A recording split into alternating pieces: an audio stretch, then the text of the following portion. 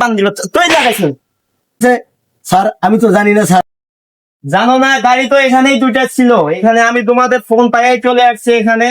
তো এসে দেখলাম ড্রাইভার ফোন দিচ্ছে, তুমি ফোন দিচ্ছ আমাকে।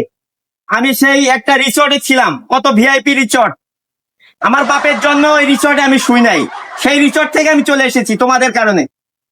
হ্যাঁ আর দেখেন স্যার, আমরা তো আইসি এখানে বসি, কিভাবে যে আগুন লাগছে এটা কথা আমরাও বলতে পারি না।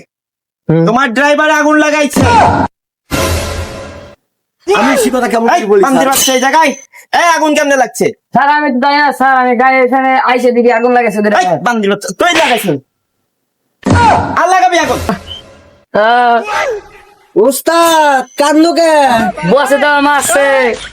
কে গাড়ি পরে যাওয়ার জন্য? হ্যাঁ এখন তো জানি না কিছু। গাড়ি তো আমরা আগুন লাগাই নাই ওস্তাদ, আমাকে মারবো কে? আমি তো জানি না, আমাকে মারছে বসে নেই। ওস্তাদ তাহলে আমি আর এ ভালো চাকরি করতাম না, ভালো চাকরি আমি করতাম না। আমি যাই অটো চালামু। হ্যাঁ তাই বলো, আমার আমি তো বাড়িতে যাবো, আমি আর এখানে থাকবো না।